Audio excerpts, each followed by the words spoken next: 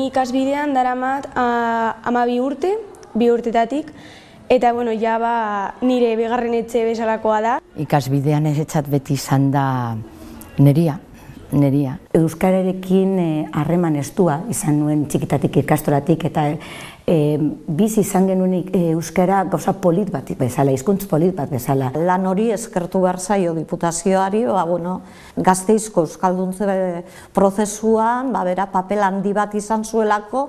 Euskara nahi badugu geure tamainan eutsi eta erabili, izan behar du maitasunari ogulago euskarari eta Euskal Herriari.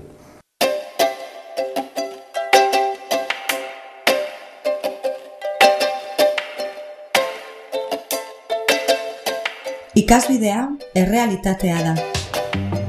Duela 40 urtetik Gasteizko bilakaeraren isla da. 1000 ikasle baino gehiagok ikasten dute Duranako ikastolan. Baina hori egi bihurtzeko, beste lagun askok etengabe egin dute lana. Diputazioan hasi zen urratsez betetako bidea, eskuz eskuko bidaia. Ni nire izena izatez da Visitación. Orduen, sartu nintzen nire bulego izango zen tokian, bertan Diputazioan, eta mahai gainean ez zegoen ezertxo ere. Papertxo bat, ezarkatzik ez ezer. Orduen, hango kontzerjezena, galdetu zidan ia ezer behar nuen. Papertxo bat eta zeozer idazteko, erekin nondik hasi edo zer egin edo umeak bilatu. Eta irakasleak bilatu. Hori zen nire problemarik handiena. Jente ezaguna, euskera zekiena, baina Gasteizen esan hori erreza bilatzea. Irakasleak ekarren itxuzen 3 Bilbotik, eta bereiekin pixkatxo bat pentsatzen hasi nondik jo behar genuen lan hori. Egiten nuena izaten zen 11 inguruen goizez, joaten nintzen kalera. Nire bulegotik kalera. Eta guraso batzuek, ume txikiekin edo zijoaztela, eta zer gaitik ez zoazte ikastola batera. Ikastola, hemen Gasteizen ez dago ikastolarik, baina horrelako umeentzat. Eta esan nien Diputazioak ipeniko du. Diputazioak, hori zinezkoa da. Ez zuten nahi siniztu inondik inora. Eta hasi ginen horrela, eta lehenengo urtean, uste dut 30 inguru izan zirela umeak lehenengo urtean. Hasi nintzen pentsatzen non sartuko zen umeak. Delegaziora jo genuen, ia ikastolaren bat bazegoen guk hartzeko modukoa. Eta orduen Txagorritxu inguruan parvulario bat zegoen. Eta han hasi ginen.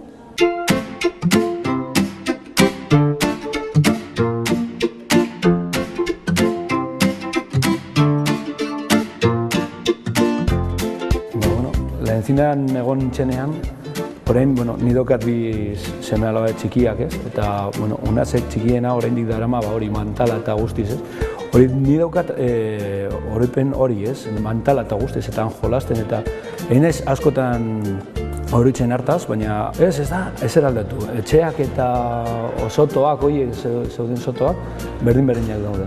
Handik pasatzen naizenean, Txagorritxu aldean joten naizenean, beraiek esaten nien, hemen hasi nintzen nik ikastolan, Eta beraientzat ere hori esaten didate, zu txikia izan zinen, egun batian, hori beti esaten didate. Baina oroitzapenak onak ditut.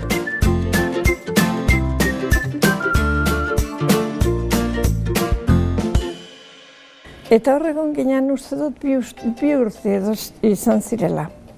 Eta gero hortik pasaginan beste zeozer bilatzen. Bitartean egon ginen Dominiko Zatan, hor utzi ziguten gela bat, eta hor batzuk. Beste batzuk trenbidearen atzekaldean badaude beste mojo batzuk ez dakite zeitzen daukaten. Beste bat hor goian San Prudentzio inguruan, Eta horrekin hasi ginen, batean, bestean, eta pixkanaka zera. Eta hor ja esaten genuen eskola handi bat behar genuela horretarako. Eta hain zuzen, etorri zen Diputazioko ordenantza batekin Duranako frailen kolegio hori saltzeko zeukatalako. Zeukaten ez bokaziorik, ez dirurik. Hori aurrera eramateko, orduen eta hain handia zen ezkero, ezin zutela aurrera jarraitu berarekin. Ja gelditzu ginen egun baten bertara joateko, gogoratzen naiz bidean horrela ikusten da Durana, eta andereño batek esan zidan. Zu, hori komentu bat bada, ez goaz horrela, esan nien txuin pixkat, lehenengo ikusi behar da, eta gero pentsako dugu zerten, baina lehenengo, eta ikusi genuen hain handia, eta hain dotorea guretzat, ze guk ez geneukan ezatxe haren itxurakorik. Bueno, garai hartan oso euskara gutxien zuten zen. Zerbait entzuten da zenuen, burua jiratu egiten zenuen, ea nor ikusten zenuen. Egia da Gasteiz asko aldatu dela eta benetan euskara gehiago entzuten dela. Ni txikian nintzenean esan ia eserrez entzuten. Andereñoena ez geneukan jende nahikorik hainbeste umerentzat, eta orduen nik diputatu nagusiari esan nion, eta orduen esan zidan hartzeko txofer bat, eta berarekin joateko herriz ia zertopeta genuen. Araba ez genuen aztertu, ze Araban bagenekien ez egoela oraindik jenteik horrela prestauta. Eta minioia joaten zen bere txapel gorriaz, hartzu txapela eta jartzen zuen da.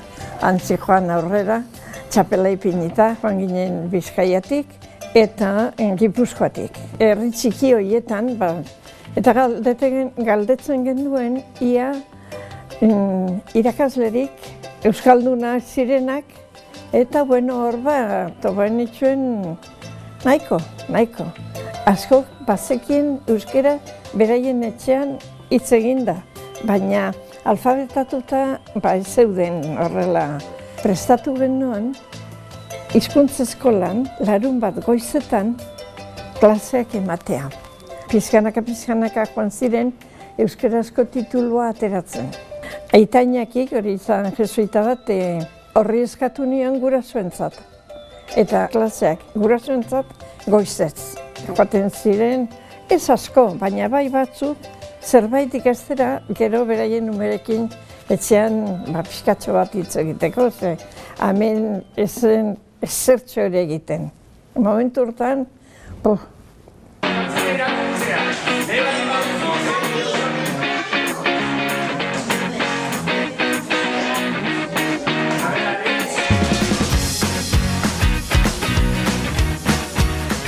Ni ikasbideara etorri aurretik beste bi ikastoletan ibili nintzen.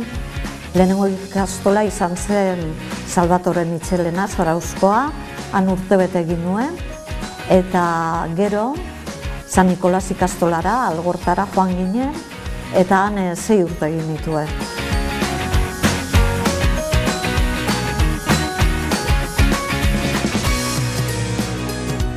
Ezan nire asmoa magisteritza egitea. Egon zan pertsona bat bultzatu egin ninduena. Arek esan zidan momentu horretan maistra euskalduna behar zirela. Eta hemen bertan Gasteizen batez ere.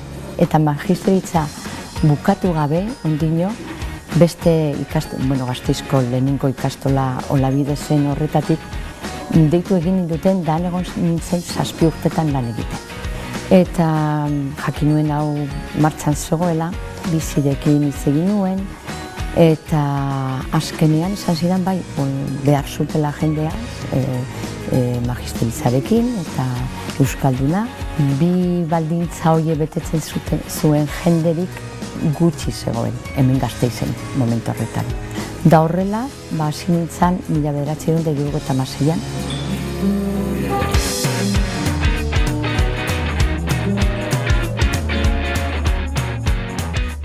esango dizut, giroa bereziaz zerbait desberdina bai, jakinda arabara gentozela, dudarik ez.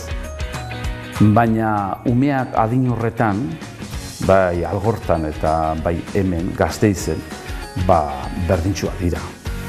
Eta euskara maila pixka bat bajuago bazen ere, ilusio handia zuten eta interesa ere bai. Eta, bueno, esango nuke nik, gustora sartu ginela lanera. Ikasbidea ikastolara etorri nintzenean, bazeuden liburu propioak, baina bazeuden erabaki batzuk ondino hartu gabe. Orduan, pixkanaka, pausoz pauso, joan ginen erabakiak hartzen. Lehenengoko erabakia izan zen, euskara batua hitz egitea, irakasleak ikasleekin. Eta handik 4 bat urtera edo, irakurketa, idazketa eta matematika erderaz ematen zirenak, euskaraz ematen hasi ginen. Orduan 2 pauso horiek oso garrantzitsuak izan ziren, ikasleen ikasketa prozesuan. Dena berria zan, guretzat, eta niri tokatu zitzaidan, orduan sortu berri zen talde berri bat, 4. mailan. Orduan izartu nintzenean, 9 urteko ikasleak ziren, eta oso euskara gutxi zekiten. Eta bueno, gogoratzen naiz matematikan nahiko gaizki biltzen ginela euskeraz, baina saiatu ginen beste arloetan euskeraz aurrera egiten. Eskolaia ikusten zen atzetik taldeak betetzen zirela, 3 urteko taldeak 30 umekin hartzen ziren. Hasieran 2 talde ziren, baina laster hasi ziren 3 talde. Benetan hori ugaldu egin zen. Euskararekin batera ikastetxe bat zen. Eta ikastetxean euskaraz aparte beste gauza asko erakutsi behar dira. Eta beste gai horiek erakusteko ez da nahikoa zuk euskaraz jakitea, baizik behar duzu metodologia eta material falta botatzen genuen, utxune handia zegoen. Erderazkoak bazeuden noski. Erderazko horiek euskeratuz eta zeurera ekarriz teknologiarik ere ez genuen. Gaur egun ordenagailuak ematen dizun aukera erabiltzen jakinez gero izugarria da. Lehenik urte horietan, erronka ziren ikasketa aldetik beste eskola pare ibiltzea, edukien aldetik eta horrela, eta gero euskalduntzea eta ikasketak euskeraz egitea, eta esan erreza. Hemen ez geneukan ofizialtasunari sarrera bat emateko aukera. Noski, hemengo firmekin bakarrik ez da nahikoa. Orden, Madrilea joan behar izaten ginen. Eramaten genituen guk orduratek prestautako paper guztiak. Zer esaten genuen, zer erakusten genuen, nun geneuzkan ikastolak, nungoak ziren irakasleak, erakustearen zer geneukan. Dana zan kezkak ipintzea, zer egin genuen, noraino ikeltzen ginen, zer pasatzen zen. Bati baino gehiago esan nien Madriden. Ara, egunen batean erderaz noski. Neuk eramango zaitzuzuet, Gasteizera, ikus dezazuten ikastolak, nolakoa diren. Eta konparaketatxo bat egitera, orduen ja pixkatorra gelditzen ziren espadan, hori izen zen beste aurrerapen handi bat.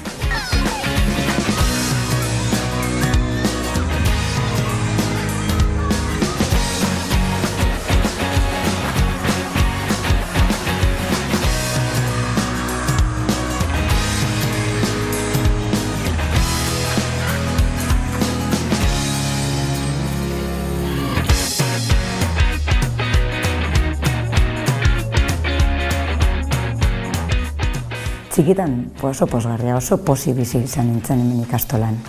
Andereñoak, gaur egungo andereñoak gaur ikusten ditudanean asko maite izan nituen nire andereñoak, sedanak izan ziren andereñoak, eta pozgarria izan zen, oso pozgarria. Esan behar dut, ilusio handia egiten didala, nire ikasle horiak esatea gogoratzen direla, orain dela 25 urte edo 28 urte egiten genituen jaialdiekin oso ongi pasatzen zutela. Jo, ni gogoratzen ez, nik Iñakik egiten zuenean, orentxe bertan dago pentsatzen, Gabonetan egiten zen nolako festa bat, eta aretoa ere biltzen, gela bakoitzak egiten zuen berantzerkia. Musika da, esango nukenik, biderik egokienetakoa, hain zuzen ere, euskarari maitasuna umeengan eranzteko.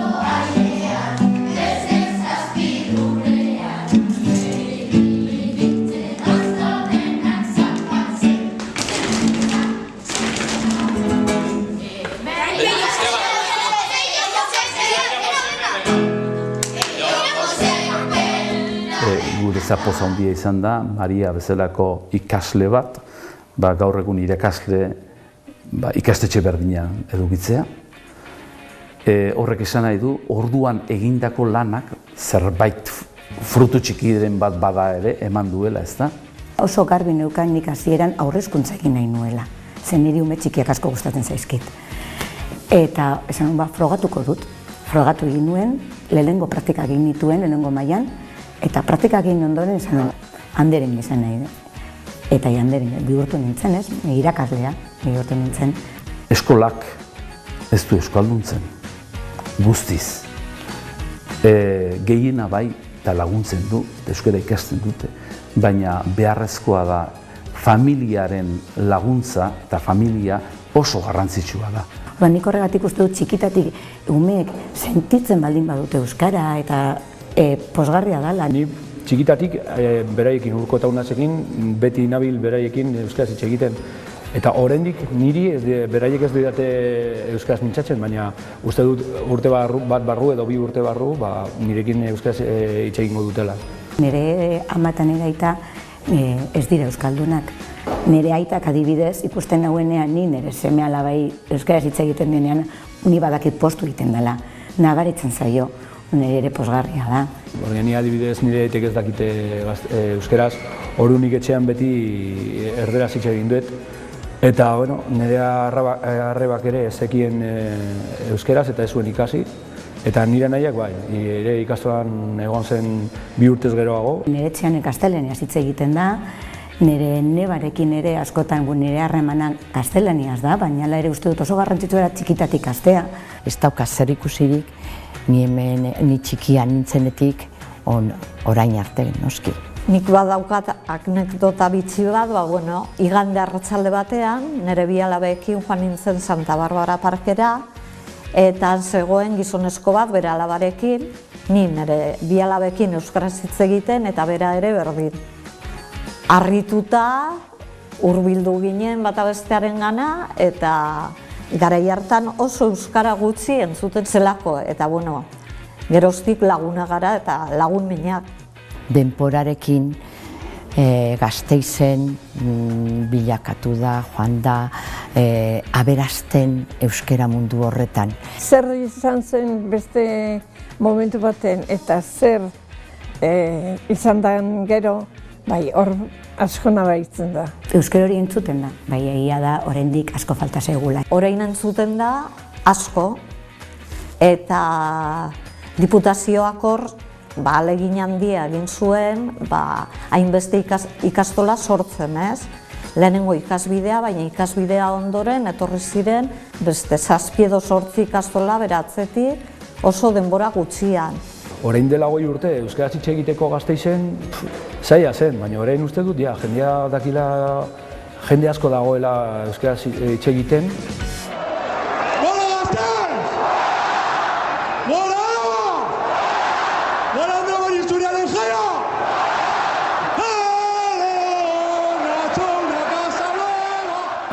Adibidez, Zeledon aukeratu nutenean, ezen beharrezkoa, baina bai izaeraz edo euskaraz bazen ikizu, hobe. Jose Luis Isasik ezekien euskaraz, Iñaki Landak ere ez, eta beraiek, momentu horretan zeudenek, esan zuten, Zeledon euskaraz hitz egin behar du, ez?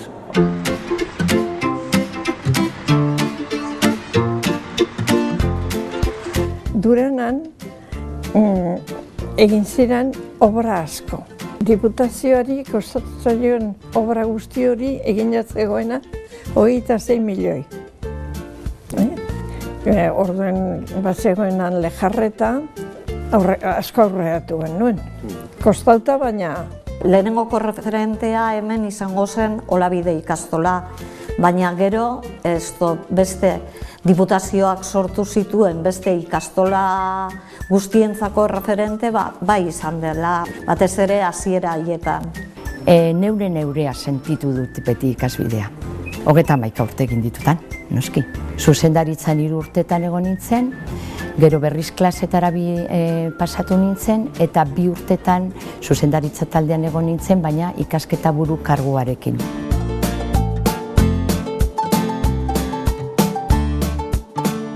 Eredua intzindari izan ginen publikoak, garai batean zen diputaziokoa, gero LTH deritzon legearekin pasatu zen Eusko Jaurlaritzara, hezkuntza sailera, etapa guztiak ditugu, 2 urtetik 18 urte arte, hau da, aurre hezkuntza, lehen hezkuntzan, DBH eta DBHO, eta nik uste dut egia esateko denon lanari esker, Araba mailan leku altu baten gaudela.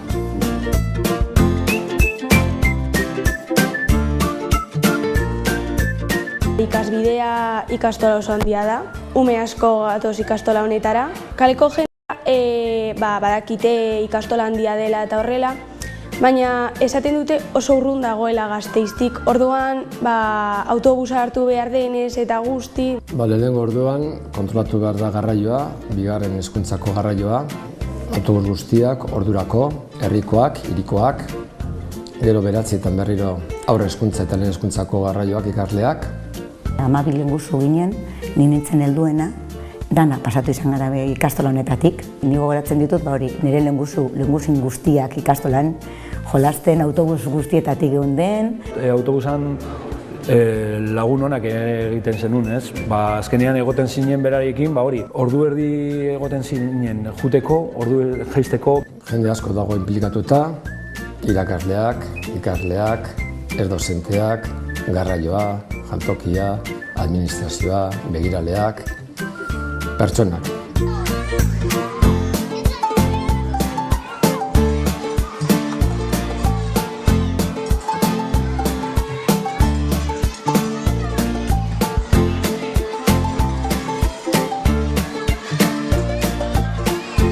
Hemen daude ere eskolaz kanpoko ekintzak, badago gimnasia, dantza egiteko, bustingintza eta gauza asko, eta hor euskeraz beti.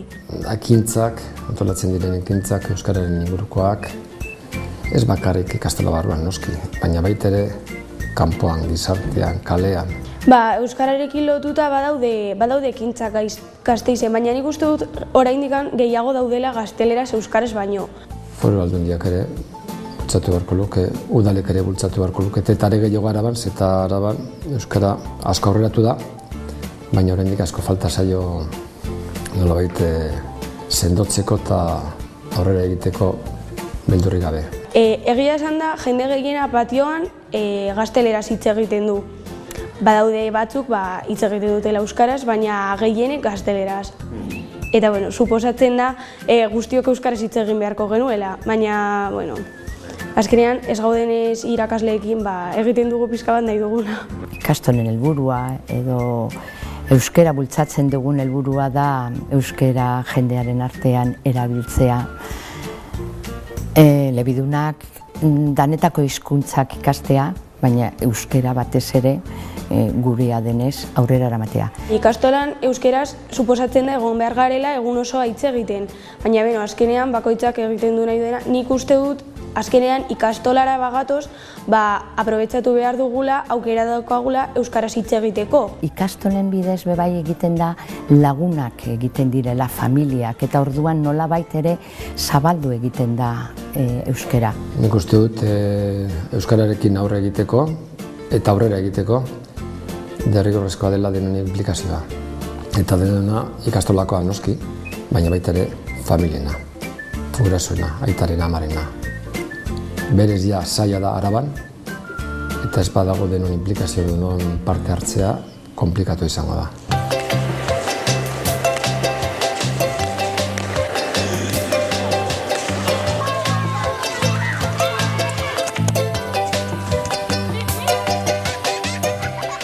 lan batekin sartzen bazara, zure ilusiorik handiena da hori aurrera eraman.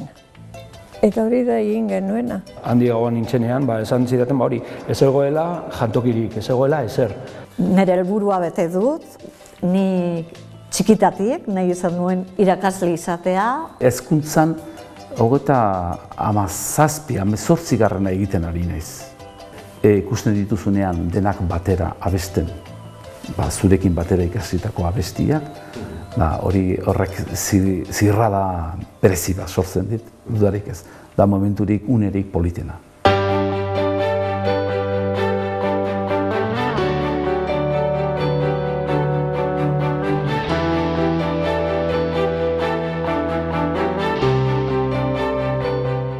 Bueno, euskararen alde apustu bat egin dugu, eta orduan horrek islada badu kalean, herrian. Ez da izango, zer esango dizut, ormaiztegi bat, euskara entzuten dela, baina bueno, Gasteizen eginda. Ilusioz beterik egon naiz, eta oso pozik egin dut lana, eta bete ditut nire ametsak, noski.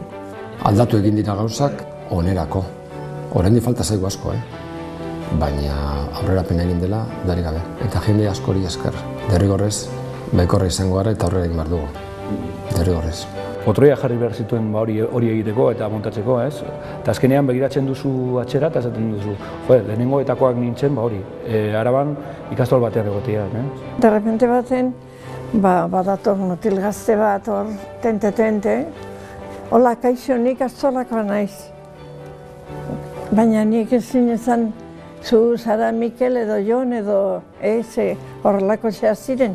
Eta orain, ni baino asko saltu bat dira. Hemen Gasteizen, saiatu guraso batzuk, saiatu urte haietan, Franco garaiko haietan saiatu egin ziren, borroka egin zuten, eta begira, hemen gaude, lortu egin dute. Eta jarraituko dugu noski baietz. Irakasleak askotan pentsatzen dugu, erakustera goazela, baina gero konturatzen zara, eurak direla. Erakusten digutena guk nolako bidea egin behar dugu. Eta ni horretan nago. Umeak erakutsi egiten dute. Azkenean euskara gure hizkuntza da, eta bultzatu behar dugu, eta azkenean hitz egin behar dugu euskaraz, ze horretarako da gure hizkuntza, eta egin behar dugu gure eskuetan dagoen guztia lortzeko hizkuntza gero eta gehiago hitz egitea.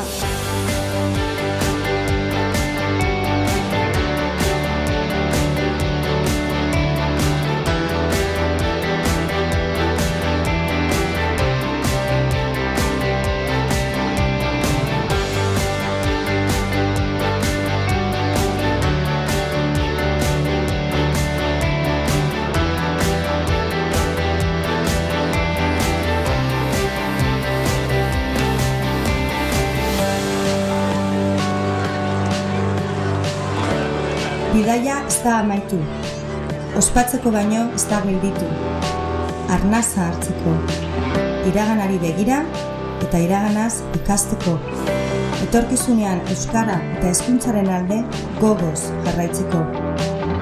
Beste 40 urte baino gehiago marraztu nahi ditu bideak, eskuz esku ikasbidea, eskubidea.